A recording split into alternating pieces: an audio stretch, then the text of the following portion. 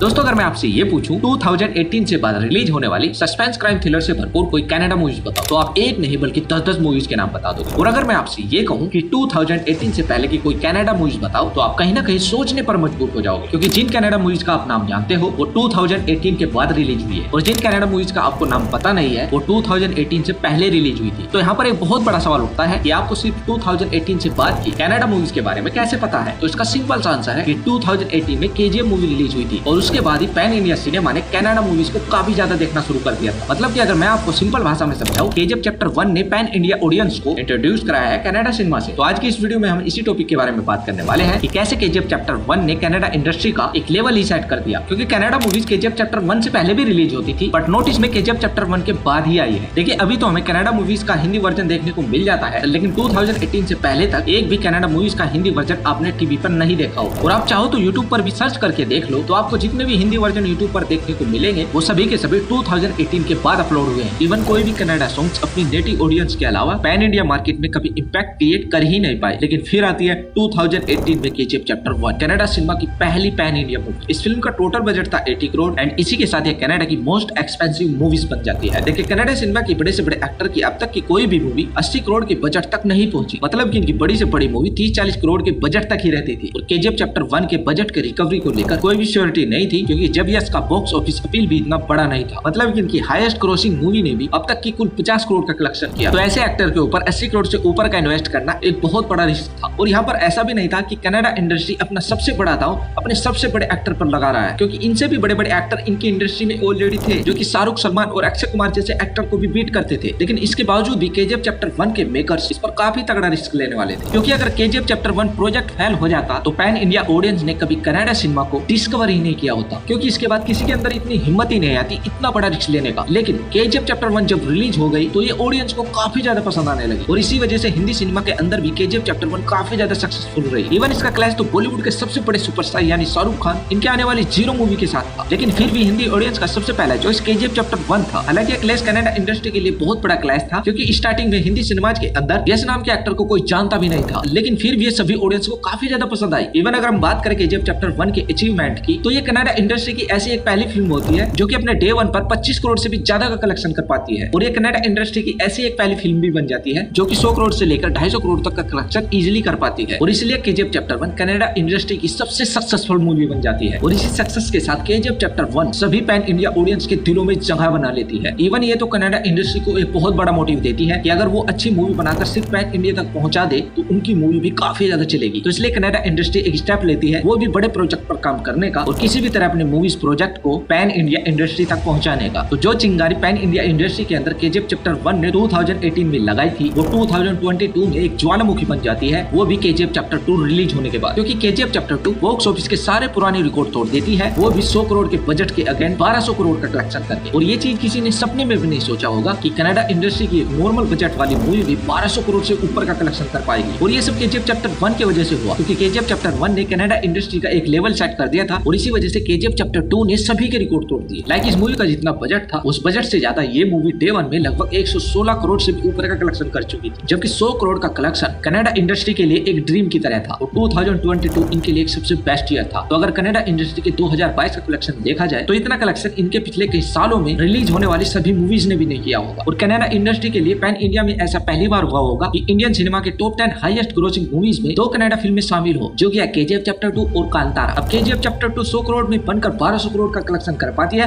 और वहीं कांतारा जैसी मूवी भी कुल 16 करोड़ के बजट में बनती है, लेकिन फिर भी 450 करोड़ से ऊपर का कलेक्शन इजीली कर पाती है। वेल केजीएफ चैप्टर 2 के सक्सेस के बाद कनाडा इंडस्ट्री का कॉन्फिडेंस और भी ज्यादा बूस्ट हो गया था, जिसकी वजह से इन्होंने बड़े लेवल पर मूवीज बनाना शुरू किया और पैन इंडिया लेवल पर उन्हें रिलीज करना शुरू कर दिया। और इसी वजह से अब इनकी मूवीज भी हिंदी सिनेमा के ऑडियंस भी काफी ज्यादा पसंद करने लगे हैं। वेल एक टाइम वो था जब कनाडा इंडस्ट्री के बारे में पैन इंडिया के लोग नहीं जानते थे, लेकिन आज कनाडा इंडस्ट्री के पास एक ऐसे सुपरस्टार हैं जिनकी मूवी रिलीज होने के लिए ऑडियंस काफी बेसब्री से इंतजार करती है। और जैसे कि केजीएफ मूवी ने पैन इंडिया को एक रॉकी भाई के रूप में एक बेस्ट एक्टर को इंट्रोड्यूस कराया और आज के टाइम में हर एक ऑडियंस की जुबान पर सिर्फ रॉकी भाई है। वेल आप रॉकी भाई के कितने बड़े फैन हो इस बारे में हमें कमेंट बॉक्स में जरूर बताना। और साथ ही अगर आप हमारे चैनल पर नए हैं तो प्लीज हमारे चैनल को सब्सक्राइब भी कर देना।